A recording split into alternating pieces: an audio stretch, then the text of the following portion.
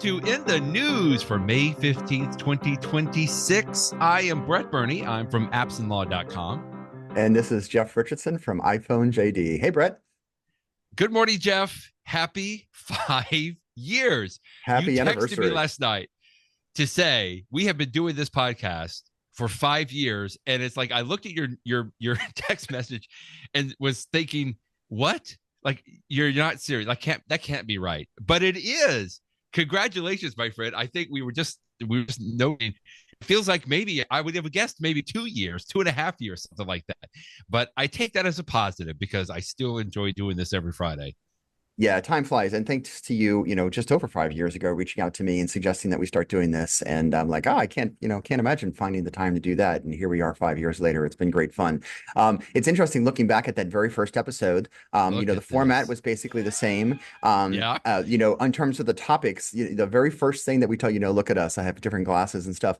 I know. The very first topic we talked about was AirTags, which is funny because the AirTags were brand new at the time. Like they had just come out. I forget when Apple announced them, but they first showed up in stores, or if you pre-ordered them, you could get them on April 30th. And so here we are 2 weeks later talking about some of the initial people that were like testing AirTags and how durable are they. I think we talked, maybe somebody ran it through a washing machine. I remember that. All those sorts of things. Yeah. So that was like our big topic was what is, I know only because I looked for about 2 seconds at our video from the podcast from 5 years ago, and you were asking me about it because you said, "Oh, I don't have one yet," but you do, Jeff. I right? You've bought your first AirPod by now. Your AirTag by now. Yeah, many. Several. So, I probably have like 12 at this point. Exactly.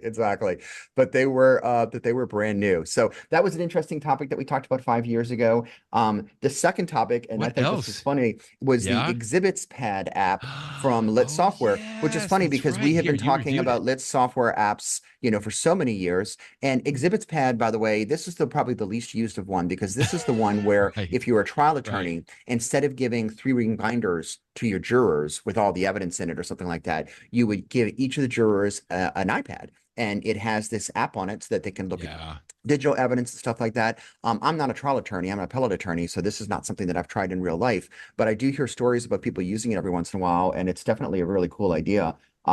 Believe me, I'm working on an appeal right now and trying to get together all of the exhibits because I wasn't there for the trial, and it's sort of a pain. I'm like, I wish that this was all in a clean digital form. If this trial attorney that I'm doing the appeal for had used Exhibits Pad, it would be so much easier for me to be working on this brief. And then the last big topic that we talked about was an accessibility feature, which is using an iPhone. If you could turn on settings, if you pointed your iPhone at the world around you, it could tell you what it is seeing. For example, this is a door or this is a whatever, which is, was particularly useful for people of limited vision, right? But what is interesting to me is that same underlying technology of looking at the world around you and describing it, this continues, especially in this world of AI, this continues to be something that people are talking about today. And I haven't talked about it on my website because it's just a rumor, but I'll tell you that I'm sure you've seen it. One of the rumors in the world is that a future version of AirPods will have a little bit longer stem, and at the end of the stem on it, it will have a camera so that it can see the world around you. And the rumor is that it would not be taking pictures of the world around you. It's not like you're going to say, "Hey, say cheese," but by having a low fidelity image of the world around you, the AirPod could see things and could give you, an example would be if you're walking around downtown in an area with bad GPS because of all the tall buildings, but the Maps app is smart enough that it knows what buildings look like, and it can see where you are and give you very precise directions of, turn left, turn right. But to use that right now, you have to be holding up your iPhone, which is a little obnoxious as you're walking around. If you had AirPods that could see the world around you, they could just talk in your ears, give you incredibly precise directions of take a left or right here. No, not here. Okay, here. Maybe other things like, we always talk about a futuristic world where their AirPod could whisper in your ear, "Hey, that is John. Remember, you know John because your daughters used to play soccer together 16 years, all those sorts of things." And so, and again, some people can get creeped out by cameras in the world around them. Of course, nowadays we live in a world where so anyway, the point is that, here we are 5 years later, and this is still a hot topic, the ability of an iPhone and other Apple devices to look at the world around you. So anyway, 5 years later, the more things change, the more they stayed the same. It was just sort of interesting. And the last thing I'll mention is, although the podcast came out 5 years ago, if there is anyone listening to this that heard that podcast at the time it came out, well, bravo to you on being a sleuth, because we actually recorded, I want to say 3 episodes before you and I figured out, That's what? Right, we did. I think this will work.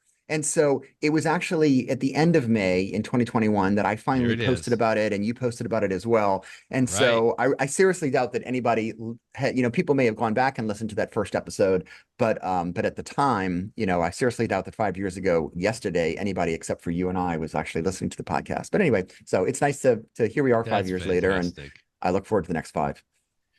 What version of iOS do you think we were running then? Would that have been 14? 5 years ago? I don't remember. That's a good 14? Question. Yeah, I'd have to look that up. Interesting. Well, I'm only asking because you started off your in the news post today talking about iOS 26.5 that just got released.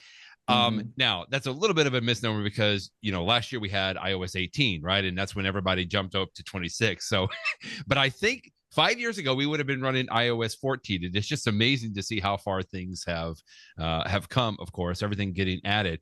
Now, iOS 26 was a huge change with Liquid Glass. And we've had now these point updates to where I think I finished upgrading I think I did my Apple Watch last night to the latest version of iOS or WatchOS, but everything is now 26.5. And one of the big things that came out in this was encrypted RCS messaging.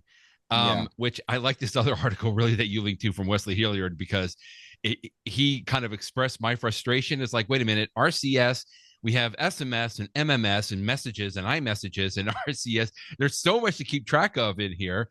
But really this helps, I think, mostly with any time that for those of us that typically have an iPhone that we are texting with our friends that have green bubbles instead of the blue bubbles. So you can see that's why I have my lovely little background here today, right? You can see the green and blue bubbles behind me. But I thought this was important, although I feel like it's not that big of the deal from like a user perspective. But I think it's good that now this means that even those messages that you're communicating with folks on that have an Android between an iPhone, those messages are now encrypted. I feel like we just keep ratcheting up the improvements with, between the different Apple and Android communications now, which is a good thing. It's a great thing.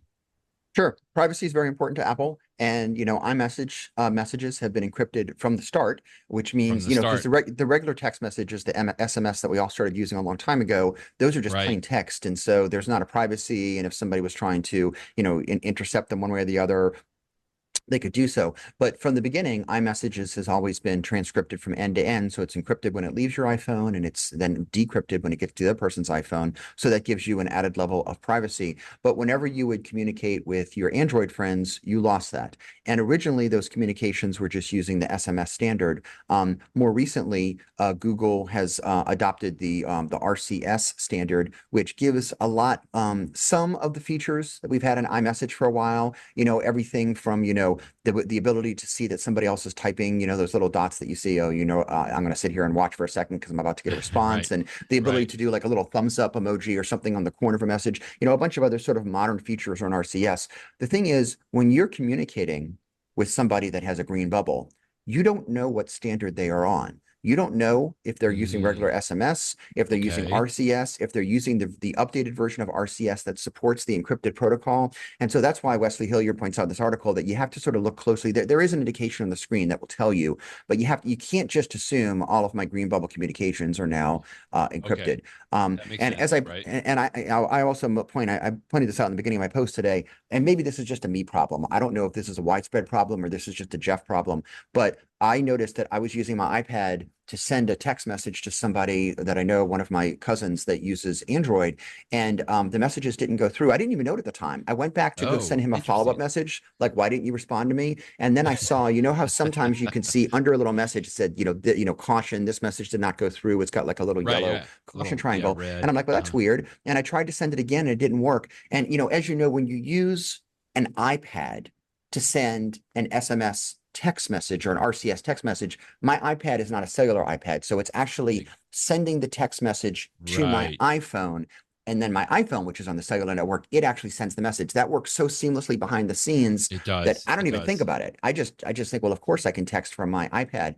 But for whatever reason, once I updated to the newest 0.5 update this week, it wasn't working. So I just sent the message from my iPhone, and that worked perfectly fine. Who knows? And maybe I have to restart my iPad. I haven't figured that out yet, and hopefully this problem will go away. But my point is just that, there's always growing pains for this. But I am glad to see, we still don't have full parity between Android people and iPhone people in messages and, things like groups and stuff like that. And certainly some of the latest features, but at least we're starting to get some of the same features. It's getting closer, which I like. It's getting closer. Because I have a story later on. Stay tuned. Texting with my sister, which I've been doing for a lot for the last week. She has an Android. My wife and I have an iPhone. And so I've been texting separately, directly with my sister from iPhone to Android, but also I have a group with my wife and my sister and myself. And so we've been doing a lot of texting over this past week, story to come in a little bit here. And sure enough, I have been able to see when my sister starts typing a message, Jeff, like I didn't have that before.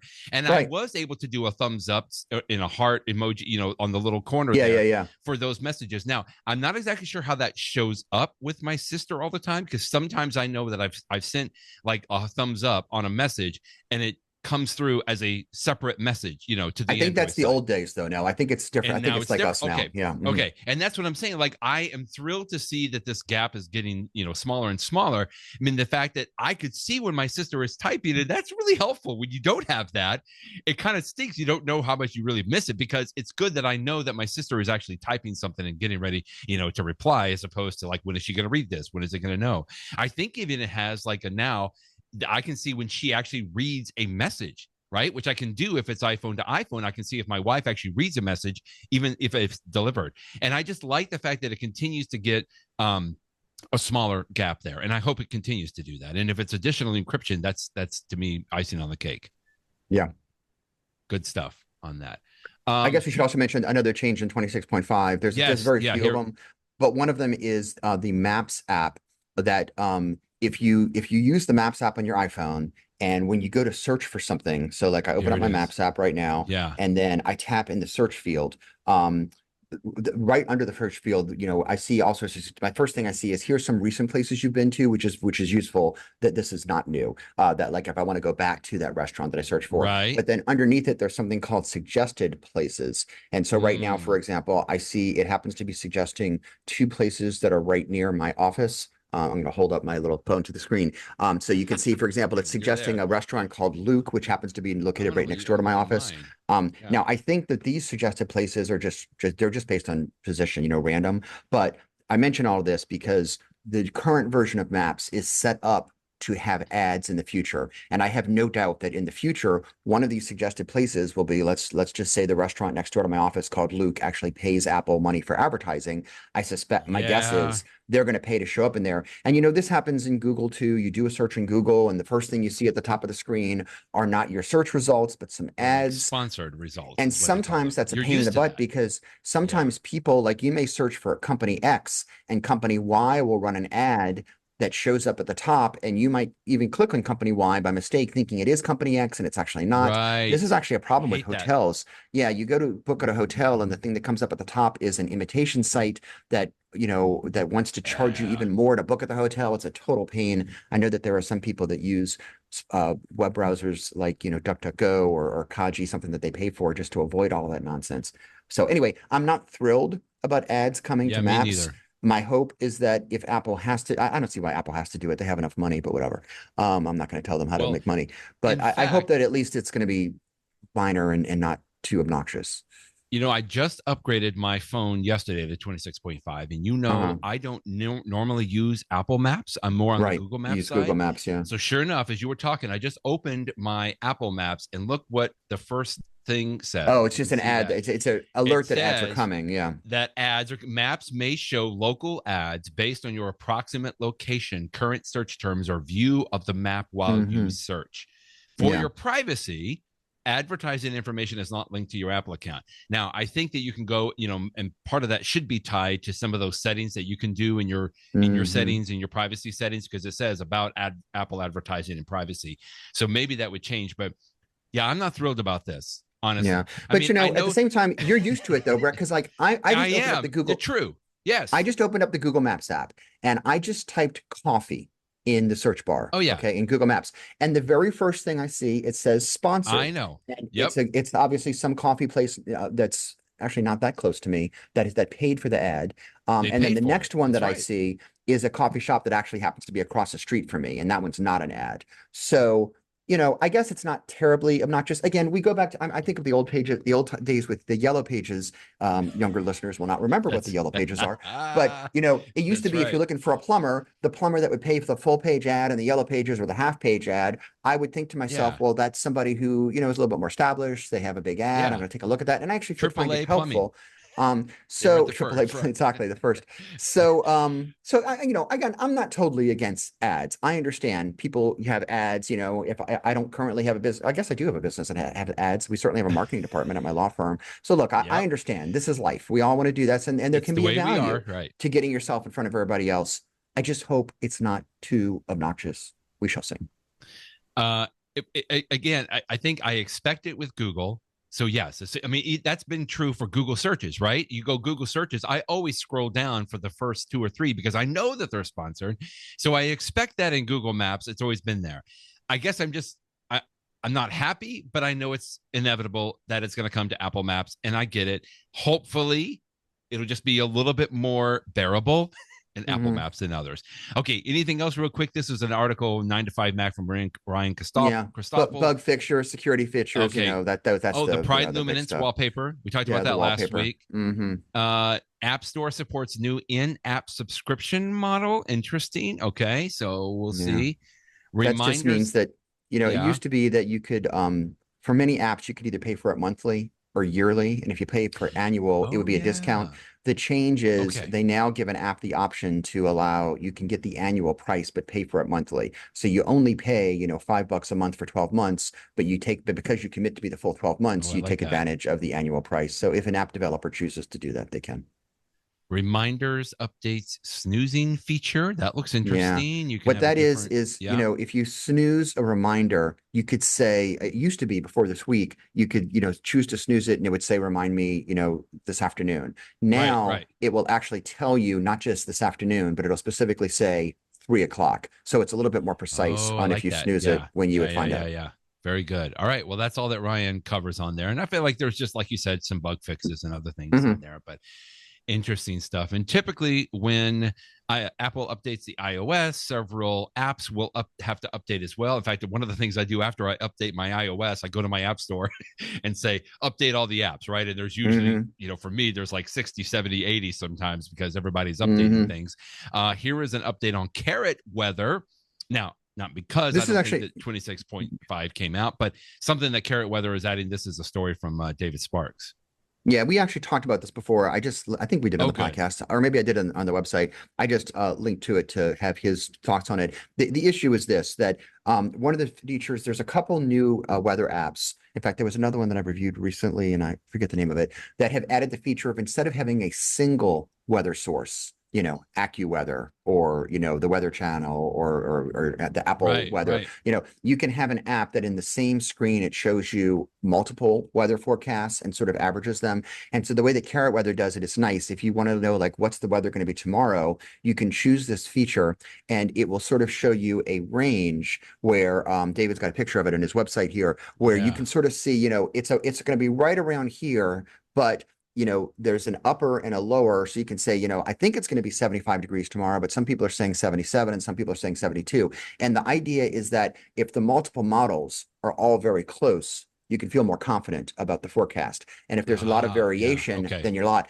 I used this a couple of weeks ago when we had the Jazz Fest here in New Orleans. I was trying to figure out if we were going to go, and one of them, I thought it was going to rain. And so I used the Carrot Weather app. and I said, show me precipitation, but use it with the multi-modal forecast. And then I could see some forecasts are saying 2% chance of rain. Some were saying 40% chance of rain, which is a big difference. So at least, and unfortunately, because there was such a difference, I didn't know. It turned out actually it did not rain that much. So it turned out the ones on the lower side were correct. But it's a good way to get, hopefully a little bit more, maybe not accuracy, but at least a little bit more of a sense of how widely off, again, all weather forecasts are always sort of, sometimes they feel like a little bit of a crapshoot, but at least you have a little bit better sense of it. So I like this feature. Carrot Weather has it, and there's other apps that Weather Up. Is this the one you're thinking of? No, the weather. I'm going to find it right now. It's a new app. Talked about something. It's called Acme Weather. Weather. Oh, Acme Weather. Acme Weather. I don't know if I did a formal review on it, but Acme Weather. Acme Weather's got a very nice interface on it, and one of the things it has is this same sort of feature where you sort of see like a little, this is what the average is of a bunch of more forecasts. Yeah, I see. The top and no. So that's Acme Weather. Jeff, I just searched for weather on iPhone JD. You've reviewed a number of weather apps. I have to tell you, you've got Weather Up, Eve Weather, Weather on the Way, Weather Strip, Dark Sky, may it rest in peace, Eve Degree, Carrot Weather, Forecast Bar. Oh my goodness. I live in a tropical climate in New Orleans where, sometimes weather is a big deal. We have hurricanes and we certainly have a lot of rain. So weather is important for those people who live in, Southern California where the weather never changes. Right. Well, keep it to yourself. Don't rub it in. Yeah. Go and buy a coin. In fact, if you collect coins and you're a Mac user, you may have been interested to get your hands on the Steve Jobs commemorative $1 coin. Although if you weren't ready to buy it within the first 37 seconds that it was on sale, you would have missed out. I don't know how quickly it sold out, but it was quick. I mean, this is cool. This is actually from the U.S. Mint, right? They put a $1 commemorative coin, and they've been doing this for several, I think, business leaders and others. This is part of a series that they've been doing. But man, having a Steve Jobs $1 coin, that would have been cool. Although I think it cost $61 to actually purchase it. That was a whole bunch of them. Yeah, I want to say that they cost about $2.50 each. They do this all the time with commemorative coins. They are legal tender, so if you have one, you could spend it as $1. Although since you paid more than $1 for it, I'm not sure why you would. They have it's a series of like innovators, and different states can nominate either a person as an innovator, or I think one state nominated like was it the Wang supercomputer or something like that, but it's something that's sort of innovative. And when California had its turn to have a coin, California decided to honor Steve Jobs. And so that's the one that came out. And, I have to admit, even though it was a little silly, it looked interesting to me. And I actually was going to buy one as a present for somebody in my family who listens to this podcast. So I won't tell him who it is, although if he hears this, he'll guess it. And I was going to buy one. And so you could buy them either in a set of 25 or a set of 100. And so I was going to buy a set of 25. And I literally had a conference call. Yeah, a set of 25 would have cost me $61. I figured it'd be a birthday present or something like that. And so I was going to spend $61 for 25, and of course ask him if he would give one of them back to me. But I had a conference call. So I finished with my client and I went to go buy it, and they had just gone on sale like 20 minutes earlier. Sold out. Too late.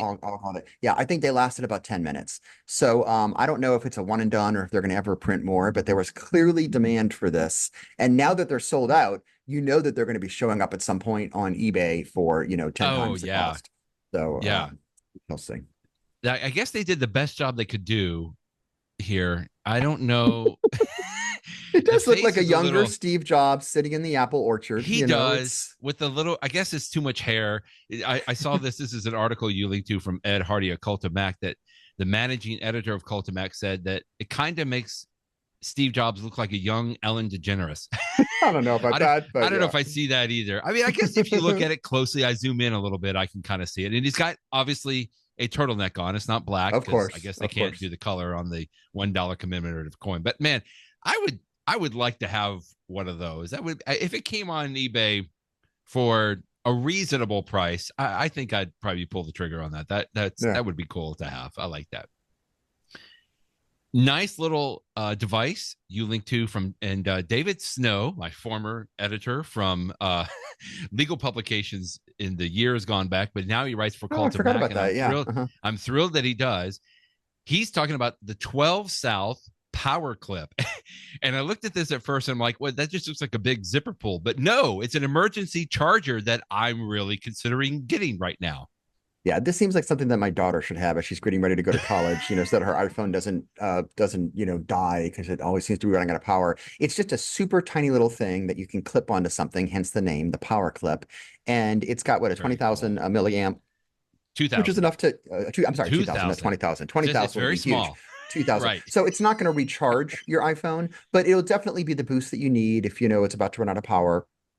And one of the nice things it's got a built-in, it has two of them actually, built-in little USB-C ports. So you don't need to have a separate cable. Everything you need is right there. You can pull it out. You can plug it into your iPhone, plug it into your AirPods too if you want to recharge them, and get like a little bit of a charge. So I thought, and it's $29. 12 South makes a lot of products we've talked about before. They make the thing that if you're on an airplane, what is it called, something fly, and you stick it into the airplane, the AirFly, and so that you can have Bluetooth on it. And they make some other good devices. So I trust 12 South as a company, and this looks like a cute little device. So I can tell, and $29, hey, might make a good stocking stuffer later on this year for. I recently got the plug bug from 12 South because I've been looking at it for. Oh, that's right, they do that one too. But it's like the power adapter it's got 4 USB-C, power plugs in there or ports, and it has built-in Find My. Exactly. So it's just cool. Like I've talked about it, but yeah, 12 South is always.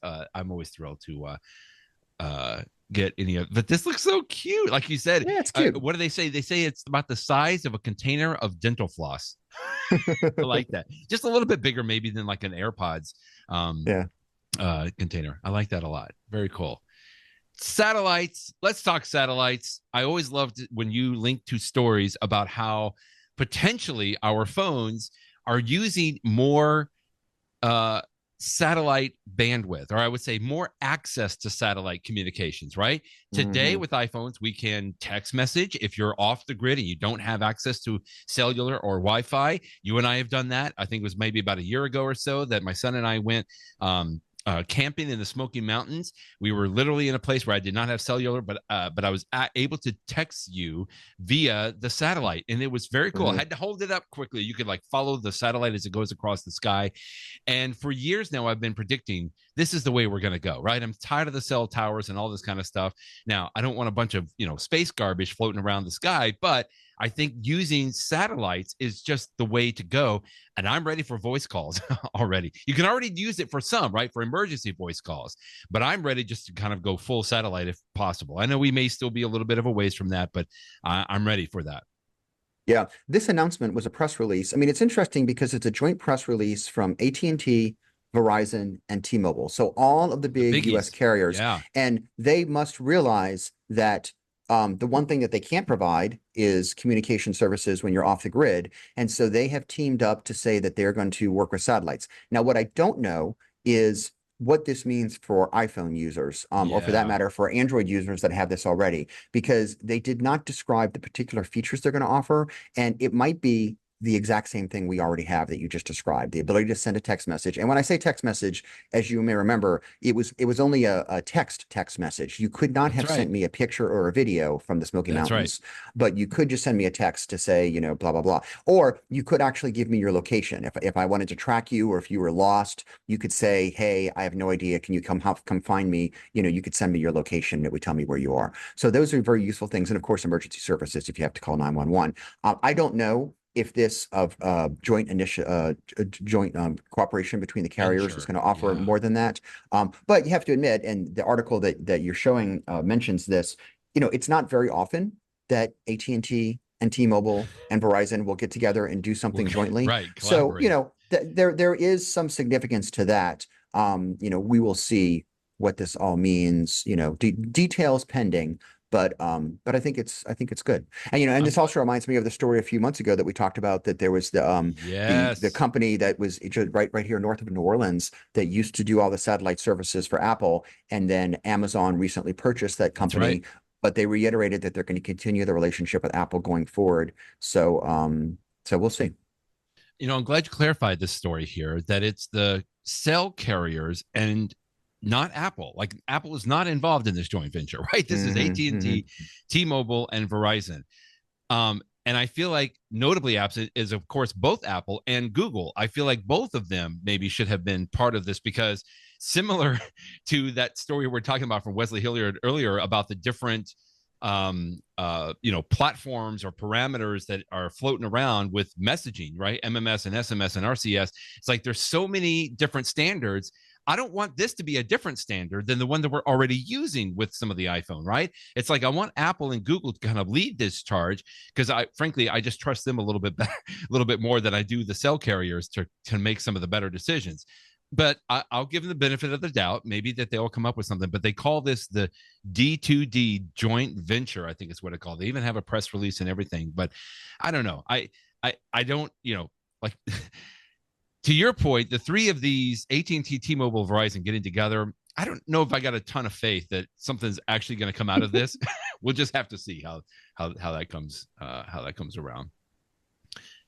We have talked about Ted Lasso quite a bit, and we all know it's a fictional soccer team, and it's a beautiful fictional soccer team. But what if those soccer players were really soccer players? I was so happy to see this story that you linked to today. Football is life. What is his actual name? I just call him Football is Life. Well, Christoffel Fernandez. That's his actual name. I forget what Danny Rojas. Danny Rojas. Yeah, that's the actor's name, or that's the character name in Ted Lasso. We all love Football is Life. I love him. I just the energy that he brings to the pitch, and now he can do it in real life. Ted Lasso actor who played Danny Rojas is now a professional soccer player, and he's on the team on El Paso. It's the El Paso Locomotive FC team that Christoffel Fernandez has now been signed on as a forward on the team. That's so beautiful. Yeah. Apparently he played soccer. I mean, obviously to hire an actor on the Ted Lasso show to play a soccer player, it has to be someone that can actually play soccer and in shape, because obviously they're going to, be filmed and stuff like that. Doing it doesn't mean that they're necessarily professional level. And he said that he did play in high school. I think he grew up in Mexico before he had an injury. So, but you have to imagine that the El Paso team is doing this, for publicity as much as anything else. But why not? Yeah. I mean, heck, if I lived in El Paso, and I knew that I could go watch, Danny Rojas play for real, so to speak, I would definitely go to a game. So I think it's great. Hopefully he has fun. We'll see how good he is. I don't know when the soccer season starts, but I just think this is nothing but you got to love it, because the character in the show has such a positive outlook always, right? He's always smiling. And from the interviews that I've seen of the actor who plays him, I do think that some of that carries over. He's got a little bit of that personality. And so it's just joyful. So this is, I think this is great. So hopefully it'll be some great publicity for the team. And, I can't wait till he gets his first, goal and everything else. It's going to be fun. Good for him. Good for him. I hope that El Paso doubles down on this. I mean, they've got to run him out, and he's got to be yelling, "Football is life!" And they'll put it on the big screen and everything. I mean, just go for it. And as long as he's good. Yeah, don't you think at some point, Brett, some of his co-actors that he's friends with are going to show up for a game and watch him? And then wouldn't that be great? So yeah. That's fantastic. Thank you. That just made me smile. I love that. Go watch Christoffel Fernandez as the real life Danny Rojas. I love it. In the know.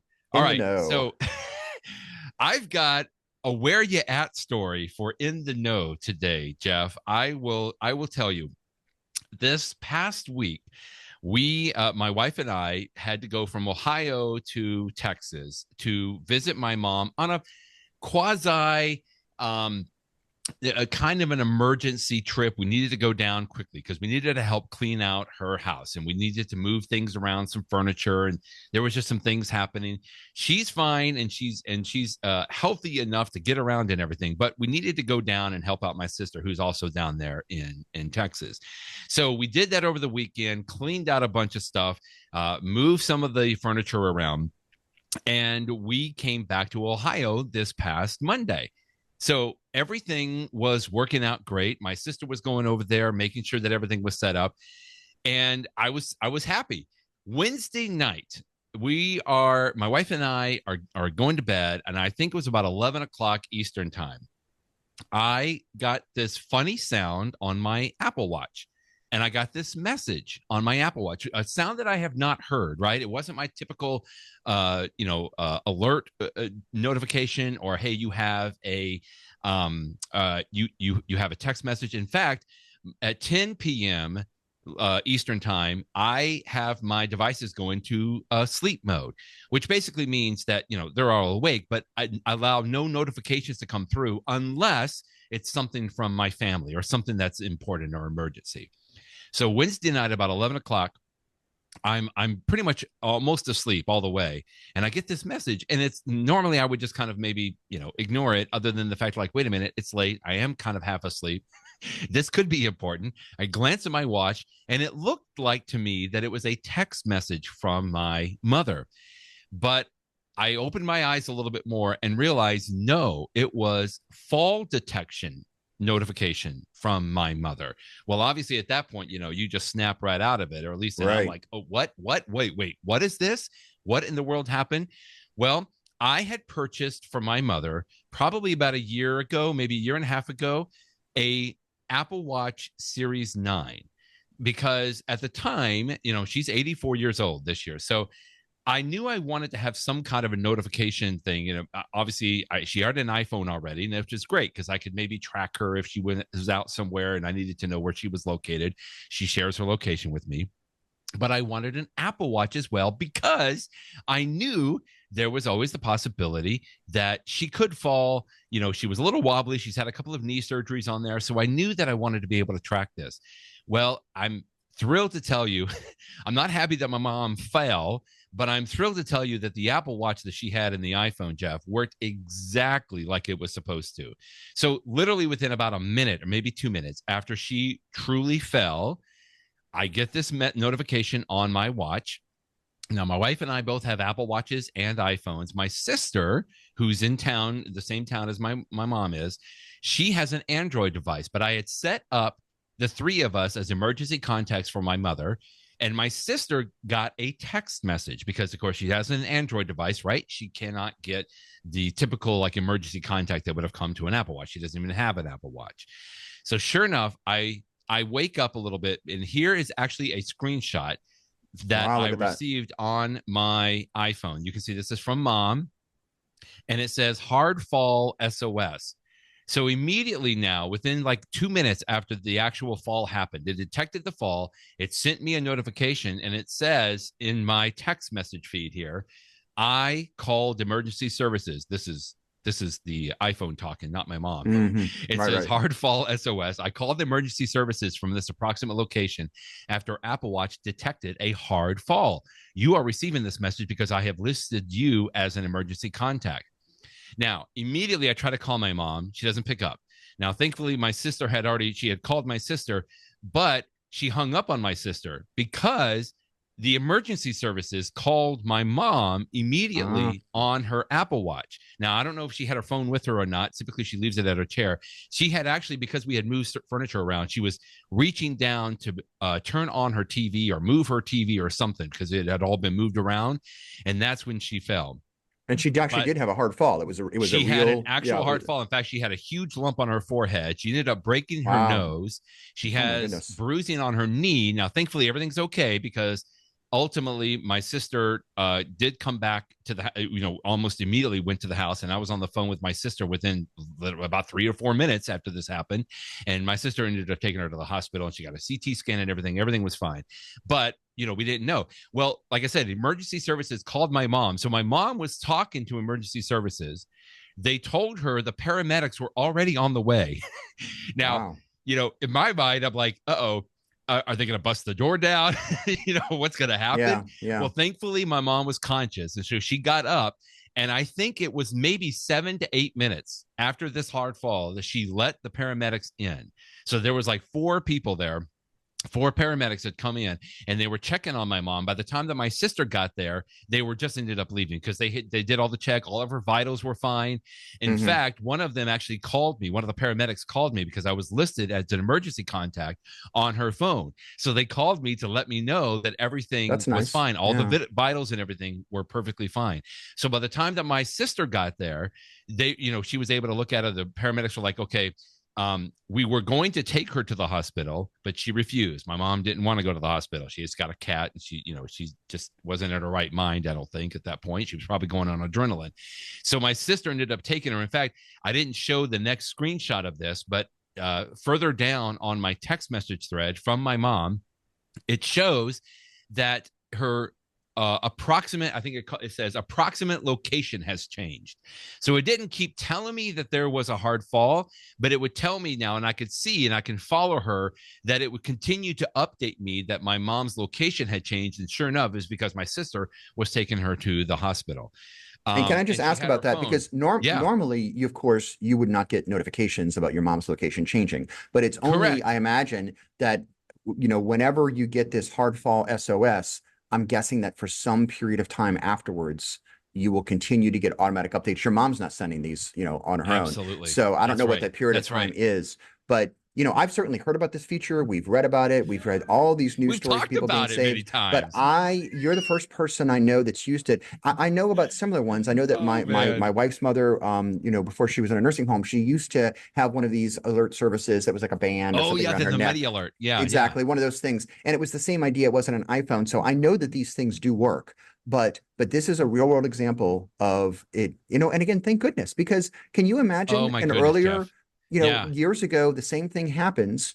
Nobody knows about it but her. Fortunately, your mom's okay, but, not to be a parade of horribles, but like, what if nobody had known and she's living by herself?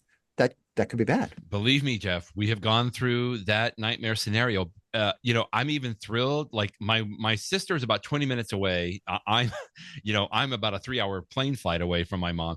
But the fact that it called the paramedics immediately, because otherwise it would take a while for my sister to get there. I mean, if my mom was unconscious, for crying out loud, she hit her head, she broke her nose, for crying out loud. It's like, I don't know if we could get there in enough time. And the fact that it was doing exactly what it was supposed to be doing, my mom was, in fact, I think my mom told me, she told the 911 dispatcher, she's like, hey, don't hang up on me. I want you to, stay with me until the paramedics arrive. And she did. But, and that was just comforting for my mom that somebody was talking to her as it went through. And the fact that I received the notifications, and you're right, if the paramedics had been there and they needed to take her to the hospital immediately, right, without even asking her, like if she was unconscious, I would be able to follow that location and track the location, even if she didn't have her iPhone, because I don't know if she grabbed her iPhone, but she had her Apple Watch on, right? Anyway. Incredible story. And as much as I'm obviously extremely happy that my mom is okay, it was just cool to actually see the technology work in the exact way that it was supposed to work. Now, that said, I've done a very good job of training my mom to make sure she wears her Apple Watch for exactly this reason. I talked about this, to the nth degree when I first introduced it to her, and she was convinced. B, that she has to charge the Apple Watch every day. And I've got one of those 3-in-1 little setups that she has right next to the chair where she sleeps on. So every morning she takes her Apple Watch off while she has breakfast and she charges it up right there. So I did a good job of training her to do that, because otherwise, what if that was the one day that she didn't wear it or didn't charge it up? And that's always going to be a challenge on that. But then the third thing is, I made sure that we set all of these emergency contacts up, early. And I'm just appealing to everybody listening out there. Like, if you've got somebody in this position, or frankly, even for yourself, please make sure that you set up those emergency contacts, that you set up, how that the Apple Watch can detect a hard fall, because at the very least, what could happen is that if it detects a hard fall and you're a healthy person and, maybe you just were doing some jumping jacks or something, they'll come on the phone and you can just say, no, this is a false alarm. Like, that's the worst that could happen, right? It's just that basically you would say, no, everything's fine. You don't need it. But just set this up, please, so that it's available to you when you need it. Because it's those times when you don't set it up or you've been procrastinating to do it that you're going to regret that you didn't have it set up earlier. So I guess you really have 2 tips today, Brett. One is to give your loved ones an Apple Watch that has fall detection, which all the modern ones do. And then the second one is to make sure that your loved ones and yourself have the updated emergency contact information. And I would just, as a reminder, where that's located, I have my iPhone in front of me. Oh, you found it. I have opened up the health app. And in the health app, at the very top right, there's a little picture of me. It's my avatar. If I tap on that, Jeffrey Richardson, it's got a bunch of things. And the first one's health details, but the second one's called medical ID. And if I tap on medical ID, you have the option. Do you want to show it when you're locked? I have that turned on. Do you want to share it during an emergency call? Absolutely. And then you have the information that you want to have, which can be things like the medications that you take, because that could be important if like the paramedics come to help you. Right. But then it also has the emergency contract or emergency contacts. And I can see that for me, I've got my wife and my 2 kids, and it even has who they are. This is your spouse. This is your son. This is your daughter. Here's their cell phone numbers. And every single paramedic in the country, if not the world, knows, or emergency person, they all know that you can pick up someone's iPhone and you can, from the lock screen, get this information. And so that's how, in your unfortunate, I guess it's a happy ending for what could have been a sad ending, they knew, even without your sister telling them, because what happened if your sister had been out of town too, that, Brett is the son, I can call him, here's his number. Yes. And so that's great. So anyway, that is a great tip. And it's a harrowing story. That was really fascinating to hear about how that worked for you. But thank goodness it had a happy ending. And I mean, for one thing, hopefully your mom now knows it's really important to have that Apple Watch charged every night, and we'll help keep her or every morning whenever she charges it. Yeah. And the last thing on the Apple Watch, I had purchased my mom a Series 9, and I got it off of Amazon. I think it may have been refurbished, or it was, I don't know if it was brand new, whatever. But I'm just saying, you can go back a couple of generations, but I can see here's another story I'll link in the show notes here. The Apple, there's only a few, an Apple Watches with fall detection. Most all of the, current modern day Apple Watches will have it, but don't go back. Like if you have a Series 5 or 7 or so, I mean, frankly, you're way out of date anyway, but those I don't believe have the fall detection. So don't go too far back, because again, to me, this is just, for my mom, to your point you were saying earlier, I looked at some of those medical device alert devices and looked into some of that. And I didn't feel like it was going to give the most comprehensive. Plus, we're all on iPhones and I can track her locations and everything now. And the Apple Watch, at least for us, was the better way to go. So you can get it, Apple Watches from a variety of different places. I wouldn't probably go back much further than the Series 9. Now, they say the Apple Watch or just you can get the SE too, which is cheap. Exactly. That's what, $250. Yeah. So and it's not and bad. Also, I don't remember if you said this specifically, but you referenced it early in our podcast today. Your sister uses Android, but emergency contacts, it will send that text not only to this is not an iMessage feature. So not only did you get the text message, but your sister did too on Android, and that totally is fine. So it could as long as the emergency contacts own a cell phone of some kind, they can get the alerts, which is good. That's right. So that's great. Great stuff. Okay. Good. Well, my tip of the week is far less urgent and important than yours, but I will. No family members falling for you. Okay, but that's good. Exactly. But having said that, though, I will say when my father was alive, we did give him an Apple Watch, and I think it was an SE, just for that very reason, because people are older, they fall. I mean, goodness knows it could happen to any of us. I sometimes trip. I'm clumsy too. But my tip of the week has to do with, this is not a brand new feature, but it's one I've been using a lot recently, and the issue is transcriptions of podcast. Back in early 2024, so over 2 years ago now, Apple added to the Apple Podcast app the ability to transcribe podcasts.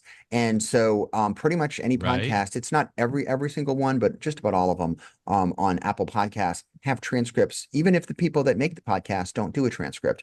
And just last month, we talked about this a couple of weeks ago, the podcast app that I love and use all the time called Overcast, it also added the feature as well. And so what it means is, like, if you want to listen to, anyone listening to this, obviously someone who listens to podcasts, and I'm sure this is not the only podcast you listen to, but sometimes I want to get something from a podcast and I don't want to actually take the time to listen to it. I just want to skim the words to look for something. And I'll give you a good example. Today, the 500th, not 500th, the 5-year anniversary, I was not going to go back and re-listen to our episode number 1, but I did open up the Overcast app and downloaded the podcast, and it said, do you want me to create a transcription? I clicked the button that said yes. It took about 5 seconds. And then I was able to scroll through the transcript to very quickly see, for example, we were talking about this and that and the other thing. And then the other day, there was something that, we have an AI tool that we use at my law firm called Harvey, and the founders of the company are being interviewed on podcasts all the time. One of my partners said, this is a good podcast about the founder. And so I wanted to get the information, but I didn't want to take an hour to listen to podcast. So what I did is I opened it up in the Overcast app. I could have also used the Apple Podcast app, and I got the transcript. And within 30 seconds, I was able to skim through the transcript of the podcast. And there was one or two things that were interesting there about upcoming features. Nice. And so, and if I wanted to actually listen to it, I can just tap and I can listen to it at that point. So my point is, this is a useful, again, the podcasts that you know and love, you're going to listen to them or watch them on YouTube or whatever.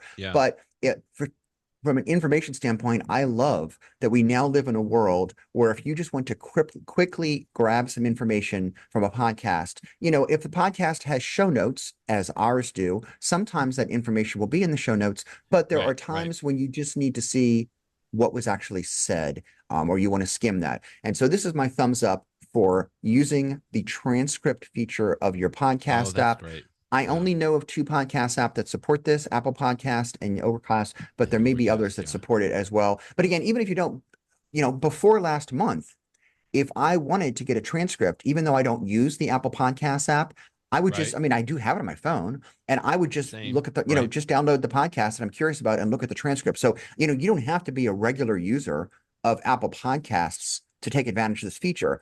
I don't care what you use as your podcast app. Maybe you're a YouTube person. That's fine too. But when you want to search the transcript, then you can go back and do it. And, YouTube has transcripts, but I don't think that YouTube, for all the YouTube videos, I don't think that they have a way that they have, you can read, look at the whole transcript. It just shows the captions while somebody's talking. Some of them will give you the ability, but not all. But whatever it is, so the point is, use the Apple Podcast app, or if you use Overcast, use that, and you can use this feature. And it's really, really nice. I'll also mention to you, by the way, for our particular podcast, if you happen to want to look at something from the past on us, if you go to our website, inthenewspodcast.com, for every episode, you have a little tab for at least all the recent episodes. You have a tab that you've set up, Brett, where you actually put a transcript in there that I think that you create using the Whisper app. Whisper is a very well-known AI technology. There's a bunch of apps that use Whisper technology. I think it's spelled like Whisper without the vowels or something like that. But it's not 100% accurate, but it is 99% accurate. It's more than good enough for you to be able to skim through the transcript and check it out. Well, that's what I was going to ask. So even if, like I said, most podcasts that I know today will do something similar to what I'm doing for our podcast, is that I will take our audio and I will send it through Whisper, and it does an excellent job of going and creating the text version of that. Like it transcribes all of that. In fact, I don't have to, I make one or two slight changes in it, and then I upload that through our podcast producing platform. But if people don't do that necessarily, then you're saying Overcast and Apple Podcasts will do it automatically for them, right? So even for those podcasts that don't supply a transcript, you can still get it transcribed, because I think, in fact, I was just looking at my Apple Podcast here, and at the bottom it says automatically transcribed, which tells me that this is the transcription from Apple Podcasts. Like they put it in themselves. It wasn't something that was supplied. Maybe it was, I don't know. I just wonder, it seems to me that whether or not the podcast even supplies the transcript, it's still going to be transcribed because of Overcast and Apple Podcasts. Yeah, is that accurate? That's an important, yes, that's accurate. And in fact, it's actually worth talking about that for just a few seconds. Let's just say you don't do this, but if you took the time to take that Whisper podcast transcript, and if you edited it so that you actually added in who was speaking, because right now it doesn't say who's speaking, right? But you could manually take the time to say, this was Brett, this was Jeff, and that would be a very nice podcast transcript, but you don't do that. But even if you had done that, both Apple Podcasts and Overcast don't use the transcript that you create. They create their own. And my understanding is the reason for this is there's not really a set standard that's widely adopted. We may in the future be in a time where they're just part of the RSS tag that's used for the metadata for podcasts has transcripts in such a universal format that then we may get into a world where clients like Apple Podcasts and Overcast will start to use the quote unquote official transcript if you opt for that. But we don't live in that world right now. And I think that's fine. But I guess it also means that if for some reason there's something wrong with the automatic overcast transcript. And again, they're excellent, so I can't imagine why there would be. You could always just get a second opinion by looking at the transcript on Apple Podcasts because it's independent. Or if it's a podcast that offers a transcript feature like us, you can do it. So there are many sources, but they're all in that 99-point-something% range. They're certainly close enough. They do make mistakes. Don't get me wrong. I read transcripts all the time of podcasts. Yeah. Right. And it's something that's obvious to me that this was a mistake, but that's fine because it doesn't need to be, word for word, character for character accurate. I just need to get a sense of what they're talking about that I could skim through. And it's also nice for a search too, like where in the podcast did they talk about XYZ? You could do in the apps, you could do a find. And then once you find that word, you could tap on that sentence and it will play the audio from what they're talking about. And so that way you can jump right to that point of the podcast, which is also useful because although our podcast has chapter markers, because you take the time to do that, thank you for taking the time to do that. Some podcasts do not, which is annoying because I like chapter markers. And if you want to jump to the part of a podcast that talks about XYZ, this is a way you can do it. So all sorts of useful things. Podcast transcripts, big thumbs up. Interesting. Just real quick, I went into Overcast and I pulled up a podcast that I know just got released yesterday. I was reading, and on the screen when I flip on Overcast, it says this episode has not been transcribed yet, and then they have a transcribe button right there. So let me talk about that. So what Overcast is doing, Marco Arment, who is the guy that makes the Overcast app, certain very popular podcasts, he does the transcripts automatically and puts them on his website. But there's so many podcasts in the world, he can't do that for all of them. He's not doing our podcast yet, by the way. And so even though I think we're a very popular podcast, but not quite enough on Marco's radar screen. And so, but for any podcast that he has not already created the transcript and is hosting on its server, that's not a problem because you just tap that button. And what's actually fascinating to me, it uses... This is done on device, on your actual iPhone. I know. It is using, whether it's Whisper or some other AI technology to listen to the audio, create the transcript, and it's actually pretty fast. I mean, you see it happening in real time as you're talking to me right now. It is. It's going right now. And there you go. You can see it's almost done. And then when it's done, you will have not only all the words, but they will be synced up to the audio. And then you'll be good to go. So, I mean, you can really do it. And this is what I've done too. I mean, it doesn't take very long. I just, have it do the analysis, and do it. And I think it's sort of cool that it does it on device. It shows you how powerful your little bitty iPhone is with its modern processors, that it can even do something. I mean, gosh, a few years ago, Brent, being able to produce transcripts, I mean, this would require a lot of oomph. And now it's happening on the device in your pocket. It's sort of Let's go. Okay, so quickly, and then we'll stop. But let's go full circle. We talked about Exhibits Pad at the very beginning. One of the first places that I saw this transcription on device is Transcript Pad from Lit Software, because they have a text transcript that we get as lawyers from a deposition or so, and then you have a video recording of that deposition. And on device, on the iPad, you could upload both the text file and the video file, and it would sync those two together at the same time. Idea. And that just blew me away when Transcript Pad put that in. I mean, that's been around for a couple of years. I know you did review it. It's been 3 or 4 years since they put that in.